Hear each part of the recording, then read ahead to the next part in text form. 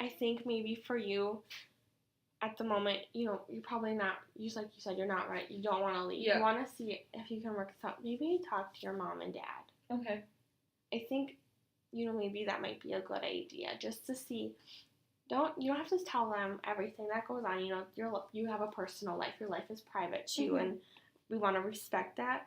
But maybe just seeing to your mom, like, hey, when you and dad were going through a rough time, like, how did that make you feel? Or, like, what got you through it? Because sometimes, like, I know with my mom, like, I look to her advice a lot for things if we have something similar that goes on. And I know for my mom, she grew up with an abusive father as well. So it's something that just kind of goes into play where I know that might be something that benefits you, is just talking to your parents and seeing. And how is your relationship with your dad, I guess? How is that going?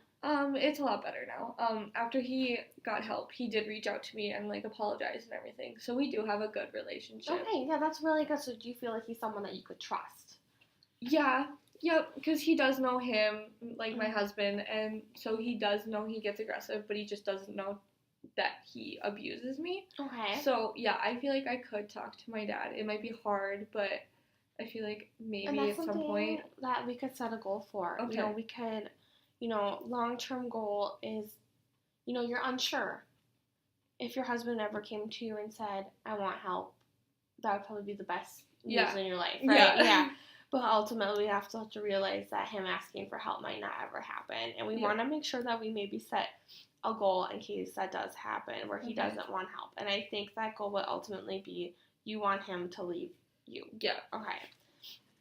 So along that way, I like to think that we'd make mini goals. Okay. Stuff that's attainable, and it doesn't have to happen within, like, the next meeting, but something that we're working towards. So maybe for this next meeting, you just take a minute and think about what sounds best to you. Okay. Do you want to maybe go to the support group, maybe see if your mom could watch your kids? Okay. I will look into seeing what groups are available on Thursday nights, if there are any available, because that seems like it's the best time for you. So Thursday nights, if we can find a group, think about that and see if that's something you would want to do. And then maybe after thinking, we'll talk the next session. If you have time, if you feel like you can't come in next week, don't try to rush yourself. This is all about you and your time. So then after that, I'd say once you've thought about it, maybe in a couple weeks, try to get that goal done of talking to your parents, just talking to your mom individually and your dad individually, and see what they say about everything, and see if your mom would want to help you. So maybe by, like, the end of the next 2 to 3 weeks, we start looking at having you be a part of a support group or getting regular, like, not just like maybe like a counseling session here at CVIC to help you work through these next goals. I can get you set up here with somebody who can really take care of that for you. And also, I just want you to know that we do have a safe spot for kids to play here. If it's ever a time during the day where maybe you're like, I need to talk to someone right now, but I've got my 3-year-old at home, but my husband is gone at work right now, and your other kids are at school, we do have a safe spot for them to play. Okay. So they don't ever have to worry about the transportation or the childcare issue. Now, for transportation, how far away do you live from here? Like, how did you get here today? We rode the city bus. Okay, you rode the city bus. Yeah. And do you ever feel like that would be an expense that would not be viable for you to get every time? Yeah, because it is kind of come and go, so it's not always there on time, and it just doesn't show up. In my neighborhood, it's kind of like whenever they feel like it. Okay. So we'd want to look into transportation. How would transportation work then if I decided that I needed to come in, like, right now? How would that work? You can give us a call. We have people on call that will get you out of your home immediately. Okay. We either go and get you, or we have someone who's free. We have people here that will do that for you, because we do realize that safety is number one. Yep. And if you ever feel like you're in a life-threatening situation, please call 911. Okay. That is the best thing to do. Call 911. Someone will come and they will help you, and then we will set up a meeting after that. Okay. And make sure you're on the right track. Okay. Awesome. Do you have concerns that that's going to happen in the near future? Do you think it's progressing? Like, tell me about how the abuse has progressed in the past year and a half. Yep, so at first it was just, like, once in a while, not very often, maybe once every 2 weeks, and then it slowly started being, like, once a week, and then every other day, and now it is every day.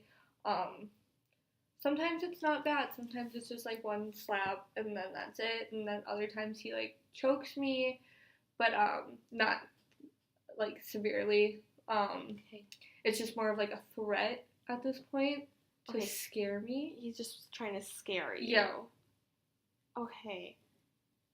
And has your kids ever walked in on anything like this? I just need to, like, document that. No. Okay, they've never seen No. this happen. Okay. All right. Well, I think we should definitely work on some goals of just keeping you healthy, like making sure you're okay, and making sure that you are on the same check with your children. Okay. So if you're never feeling safe, that also means that your children are not feeling safe. Okay. You know what I mean? So we just want to make sure that you know that today. And then, like I said, if we're going to get you some bus passes just in case, I'll go make sure we've got a couple for you just in case you need to come and talk to anybody. Yeah. I think that will be the best situation. And that way you do have that freedom. Okay. And just tuck them in your purse. You know, just make sure that. Does he go through your purse at all ever? He does once in a while, but he doesn't know I go to the grocery store, so. Yeah, so you can just say, in case we ever run out of milk, I just want to have these bus passes, you know, want to make sure that you're okay.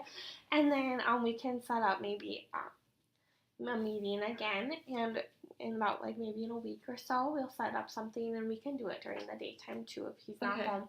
And don't ever feel hesitation to cancel. Okay. And just give us a call quick and say, I can't make it today. Okay. And if he's home, just, you know, you're going to probably have to come up with some creative excuses at times, because it sounds like he does have a good ear on the eye on what you're doing. But like I said, just to help you start stepping into that direction of what are the steps we need to take to make sure that if he does leave, that you have the best sources available to you, I guess, at that time frame. Does that sound okay to you? Like, does that sound like a good plan just to start thinking? Yeah, I think brainstorming, and maybe if you do have the time or if you feel ready, make sure you're ready. I don't want you to do anything you don't want to do or don't feel comfortable doing. Having those conversations with your mom and dad, since it seems like they've become more parts of your life since your dad has sobered up. So I think that is where we're going to go. Like I said, I gave you this pamphlet today. You don't have to bring it with you if you don't want to. But there are some important numbers in here. And like I said, you can also access this brochure online and read it more too. And there's that easy get out button. And then in here also, I wrote down just a few phone numbers. So this first one here is our National Domestic Violence Hotline. So if you ever feel like you just maybe need someone to talk to about it, or like you need help immediately, you don't know where to go, this is a great number to call. And if you ever suspect that he's starting to abuse your children, you can always call this number as well to see your resources available.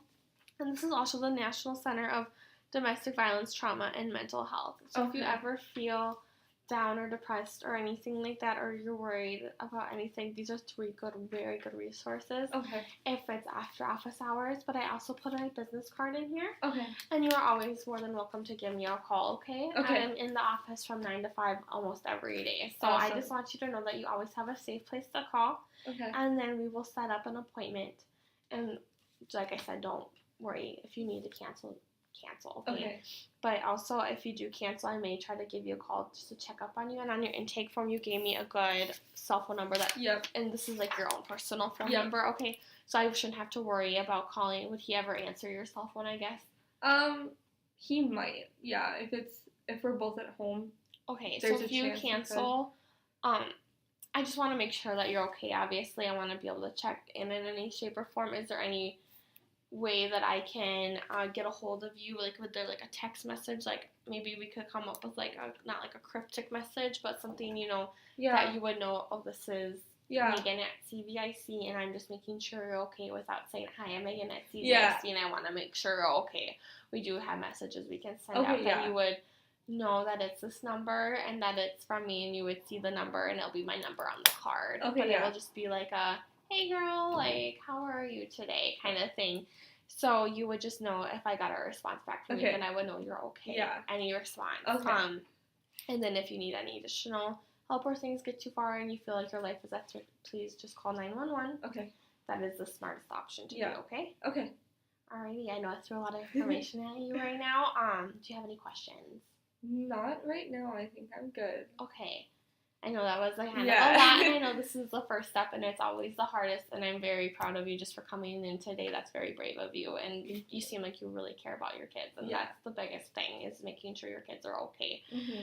So I'm going to give you this, and like I said, if you just throw it when you get out, that's fine too. Okay. They have it online. Okay. And it was really good to meet you today, Lucy. Nice to meet you. Thank you, you too.